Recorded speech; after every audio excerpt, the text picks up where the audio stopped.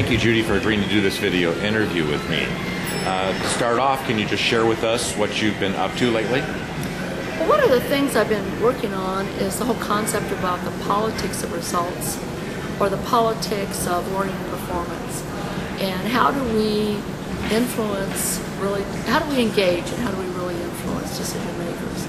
I've been doing a lot of research, and I realize I've got a lot of experience in the area. One of them has to do with the realization that clients ask for results, but they don't want they want results without change. They want results without looking at their own behaviors, looking at their own processes. So we all want things to get better, but we don't want to do anything different to make it happen. So then how do you use politics, which is the issue of it's elegant influence. It's not, I'm from Chicago, it's not the ugly side that bribes. It really is, it's the elegant use of influence in order to get people to adopt the new procedures, processes, behaviors, technology, whatever it is, to really get the results that they say that they want. And I'm intrigued with that, so I'm excited about doing that. Good, thank you. Are there any articles or books that you've recently published or new things that you're working on that you can share with us? Well, one of the new things that first of all, I'm not working on a book right now. I am toying with the possibility of writing a book of this is the working title, what do you do with bosses that are incompetent, disinterested, or corrupt and untouchable? What are success stories? Because over the years, people have told me elegant things that they have done to be successful under horrific conditions. And so it's not enough to identify. It's like, what do you do? And so I've been collecting this little thing, but I'm not ready to quite work on that. So what I'm working on right now is developing materials for our chapters. I'm putting together a whole series of 60 90-minute programs. So they're meant to be designed, be delivered electronically or live and in person. That really talks about what we do, what distinguishes us. I've got the elevator speech one done. That's being well received. I'm now working on strategic storytelling. I'll start next is RSVP, one for RSVP, and then I'll do one on selected pieces of the systematic process. So that's really exciting. So what I'm working on now is materials, products that our chapters can use to service members and attract members. Thank you. I understand that you joined the Society in 1979, and I'm sure you've met many people over the years here at the Society that have had major influence on you. So could you tell us about your entree into the Society and any memories? Excuse me. Any memories or stories that you have about individuals that have been that had a significant impact on you? Well, I actually found out about ISPI through the Chicago chapter. And when I first met people in the chapter, the first meeting I went to was Susan Markle and Sally Droege. Both unfortunately are no longer with us, but so anyway, that was my first meeting. Then I kept going back, and I met a lot of people at that time was known as Illinois Bell, the Rubleys, and a number of other people. That introduced me to, in that one of those I met Fred Wells, who was the current president. He came, and I also was able to meet his wife, Shar. So that kind of unfolded. So in '79, I went to chapters, I heard about the international, I submitted a proposal that was accepted. So suddenly I was presenting, and I've been doing it ever since. And it was also in '79 that I was introduced to the International Board of Standards for Training, Performance, and Instruction, called IPSTIPI. And with them, I got to work closely with Fred and Shar Wells. I got to work closely with Rob Roche and Ken Silber, Maury Coleman, Sharon Schrock, Bill Coscarelli, Jim Russell. I met with a number of those people. And it was that work on standards is formed truly a lifelong bond.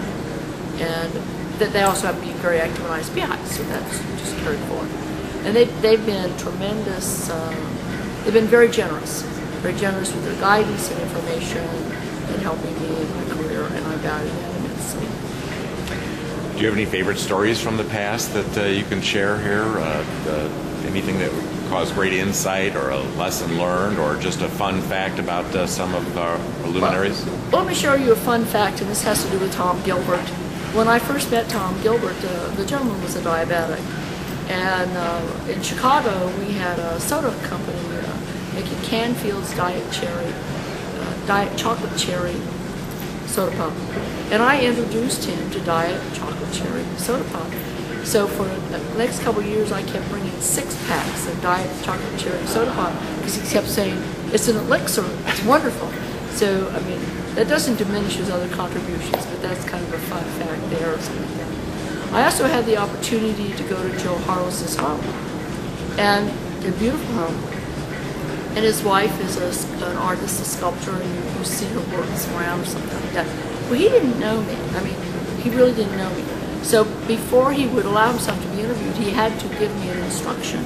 So he brought out his flip chart, and he then talked to me about his ABCD model, and because he had to make sure I was clearly oriented before I could talk to him. We had a great interview after that. So I think he felt like I'm an okay person that way. So those are kind of fun things. In terms of insights, I mean, I'm sure there's lots of them.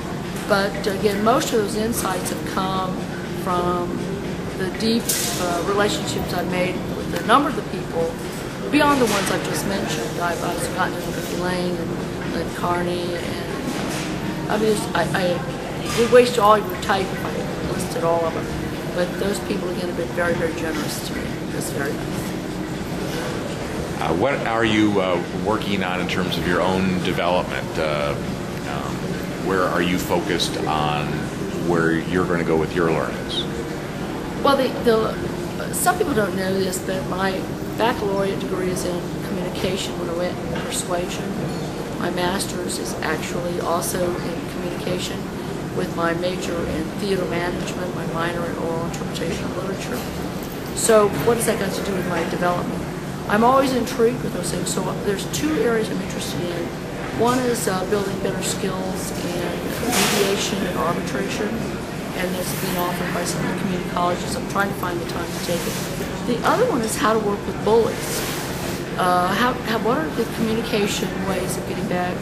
And I've learned that there are 7 types of bullies. Now I'm curious. I want to know how you recognize one type versus the other. And then what do you do? And apparently there are some guidelines. Type A, you do this. Type B, you do that.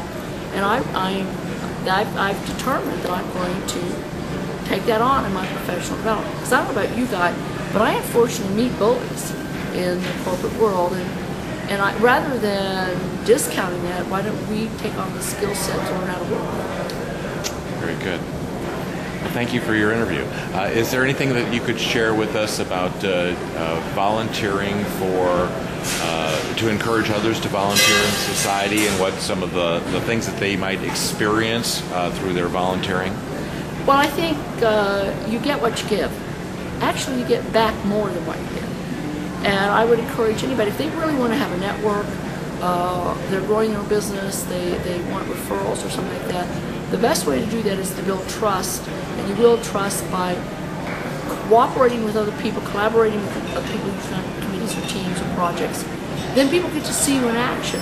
You deliver on your word, what insights do you bring, and that's how you begin to build a relationship. That relationship then leads to openings and doors. By the way, Guy, you didn't ask what's going on with ISPI, but my real goals with ISPI are to help our members stay employed and get jobs. And I'm working very hard about building greater awareness about what distinguishes us, what sets us apart, and why employers should look to us first. And I would be remiss to not mention your being awarded the Gilbert Award this year for Distinguished Professional Achievement. Congratulations on that. Thank you very much. And thank you for this interview.